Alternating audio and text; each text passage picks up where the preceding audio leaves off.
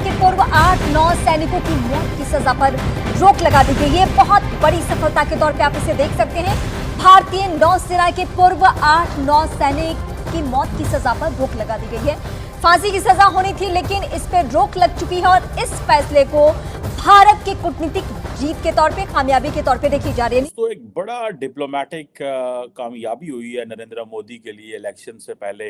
हम कतर की करेंगे कि वहां पर जो नेवी ऑफिसर्स आपके फंसे हुए थे और उनको मौत की सजा सुनाई गई थी, वो तो फिलहाल रोक दी गई है। सबसे पहले तो बात यह है कि बहुत बहुत मुबारकबाद सिर्फ उनके परिवारजनों को नहीं, सिर्फ उनको नहीं, ये पूरे भारत का मुद्दा है।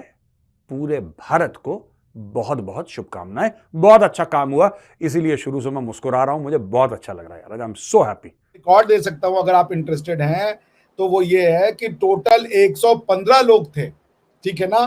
115 में से जो 15 लोग थे उनकी डेथ सेंटेंसेस को कम कर दिया गया है और उसके अलावा मतलब इस तरीके से की गई। तो ये 8 जो हमारे नेवी के थे, ये एक बहुत बड़ा डिप्लोमेटिक स्टैंड, जो डिप्लोमेटिक विक्ट्री आप कह लीजिए, पाकिस्तान इंडिया की है। और ये संभव हुआ है सिर्फ और सिर्फ, मैं तो क्रेडिट दूंगा प्रधानमंत्री मोदी के पर्सनल करिश्मा के ऊपर इल्जाम लग गया कि भाई इन्होंने इजराइल के लिए जासूसी करी है। अब इजराइल का नाम सुनते ही सब लोग भनक गए वहां पे। इन्होंने करा कुछ भी नहीं था, लेकिन ऐसा इल्जाम लग गया कि साहब ये तो इजराइल के साथ मिले हुए और इजराइल के लिए जासूसी कर रहे हैं। जो दूसरा बंदा था, जो कंपनी का मालिक था, वो हो गया फुर, वो गायब हो गया। उसको पहले पकड़ा, फिर छोड़ा, फिर वो गायब हो गया। अब ये फंस गए 8। तो इनको सजाए मौत अक्टूबर में सुना दी गई थी। दोस्तों, काफी हल्ला हुआ भारत में, देश विदेश में हल्ला हुआ। आज उस हल्ले के बारे में और भारत के रुतबे के बारे में मैं आपसे कुछ बातें करूंगा। आपने खबर तो सुनी ली होगी कि कतरी कोर्ट ने यह बोला है कि अब इन 8 के 8 को फांसी नहीं होगी और इनको सजा सुनाई जाएगी 2 साल, 5 साल, 10 साल, 15 साल, 20 साल, 30 साल, जो भी है, लेकिन इनको सजाए मौत नहीं दी जाएगी। इसमें एक और बात हुई है। तो दोस्तों, एक डील हुई थी कई साल पहले, यानी कि 2014, 15, 16 तक एक डील हुई थी भारत और कतर के बीच में। और वो जो डील थी, वो डील क्या कहती थी? वो कहती थी कि अगर, जैसे उदाहरण के लिए, अगर कोई भारतवासी पकड़ा जाता है कतर में, उसको सजाए मौत नहीं होती। उसको कोई जुर्म के लिए पकड़ा गया, जेल के अंदर डाल दिया, उसको सजाए मौत नहीं है, सिर्फ उसको जेल डाला गया कि इतने साल तुम्हें जेल होगी। तो वो जेल वो भारत में पूरी कर सकता है। और अगर वो कतरी हो और उसको सजाए मौत भारत में ना सुनाई गई हो और वो सिर्फ जेल में हो, तो वो जेल की सजा वापस कतर में पूरी कर सकता है। एक बड़ी डिप्लोमेटिक विक्ट्री है फॉर इंडिया। अभी सुनने में आ रहा है कि डिटेल कोर्ट ऑर्डर भी आ जाएगा और ये एक समझें कि बहुत बड़ा रिलीफ मिला है। और इसकी बहुत सारी इसको बड़े सारे एंगल से देखा जा सकता है। इसके ऊपर हमने पहले भी बात की और बहुत सारे लोगों का ये कहना था, including my own view was, कि ये लॉजिकल कंक्लूजन तक नहीं पहुंचेगा। उसकी वजह ये है कि कतरीज जो हैं, they do have some sort of, जिसे कहते हैं ना, एक इंगेजमेंट थी उनकी इंडिया के साथ ना। हमारे यहाँ की भाई मोदी है तो मुमकिन है भैया, ये तो वाकई में मुमकिन हो गया भैया। मोदी जी तो हमें लग रहा है कि वो मतलब जो चाहे वो कर दें यार। आजकल की डेट में मेरे पास कुछ पैसे कम है घर बनाने के लिए, मैं सोच रहा हूँ मोदी जी को लिख दूं, वो चाहेंगे तो हो जाएगा। मतलब मोदी है तो वाकई। सर, वो आप कह रहे हैं बार बार मोदी है तो मुमकिन है, और अगर कोई पाकिस्तान से यही बात कर दे, अगर हम तारीफ के उसमें भी अगर कह दें कि जी मोदी जी हैं तो मुमकिन है कि इंडिया में बड़ा कुछ हुआ मोदी जी के टेन्योर में, तो जी बहुत लोग हैं सर, उनके तो सही मिर्चें लग जाती हैं तो नाचना शुरू कर देते हैं जी, क्यों कह दिया, क्यों कह दिया।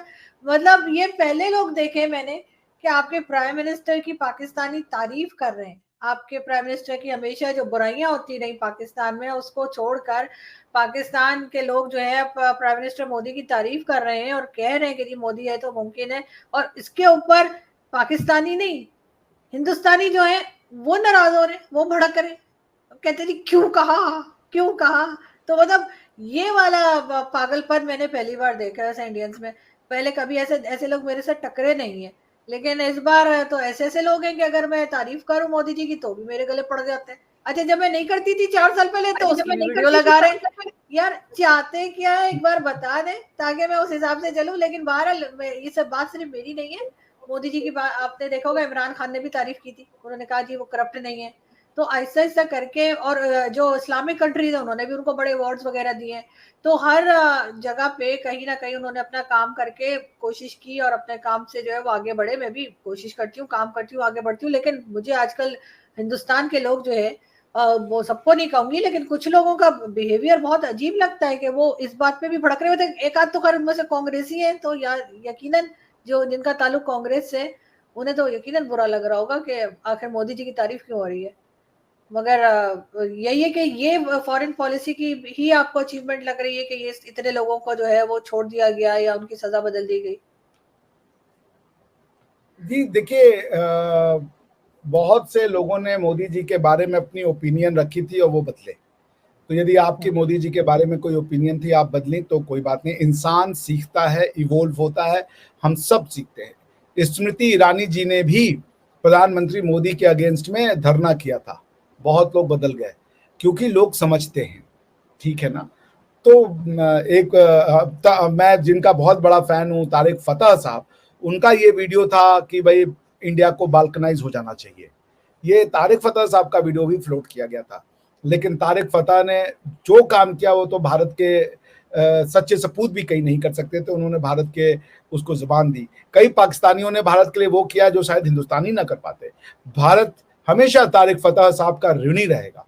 भारत हमेशा जो ताहिर गोरा सर हैं उनका ऋणी रहेगा। इस तरीके के कई अनसीन पाकिस्तानी हैं। हाँ, सब नहीं है, हमें भी डर लगता है क्योंकि पाकिस्तान का जो इस्लामिक रेडिकलिज्म है वो इतना ज्यादा है कि लोग डरते हैं।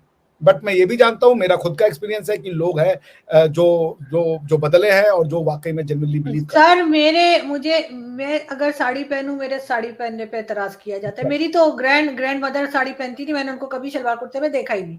मेरी मदर साड़ी पहनती थी, मेरी मदर की शादी साड़ी पहनकर हुई थी। क्या उनको भी आप के लोग यही कहेंगे कि वो ISI के एजेंट्स थी या क्या थी? उनके ऊपर भी यही इल्जाम लगाया जाएगा। मुझे बड़ा अफसोस होता है जब मैं इस किस्म के कमेंट्स पढ़ती हूँ, इस किस्म के लोगों को देखती हूँ। और बड़े ऐसा नहीं कि फेक आईडी वाले, नॉन आईडी वाले जो हैं वो भी इस किस्म की बातें जब करते हैं, तो आप बजाय अप्रिशिएट करने के कि कोई यहाँ से बैठ के सही बात कर रहा है या सच बोल रहा है, उसके बजाय उसके ऊपर पर्सनल अटैक शुरू कर देते हैं। नहीं, मुझे तो ये बात भी नहीं समझ में आती है कि अगर ISI आपको साड़ी पहने और बिंदी लगाने को प्रमोट करता है तो अच्छी चीज है। और फिर होना चाहिए। मैंने सर सुना है एक जमाने में 80s में, मैं मुझे तो नहीं मालूम, लेकिन मैंने सुना है कि साड़ी पे बैन लग गया था। ज़िया-उल-हक के जमाने में उसने बैन लगा दिया था। पता नहीं क्या खूमी खोपड़ी का आदमी था। पाकिस्तानी तो दुर्भाग्य अभागे लोग हैं, अपने आप से नफरत करते हैं। और आप जैसी पाकिस्तानी जो है वो कम है। और हम चाहते हैं कि आप जैसे पाकिस्तानियों की संख्या बढ़े, जो दिल से हिंदुस्तानी हैं और अपनी आइडेंटिटी को लेके कंफ्यूज नहीं है।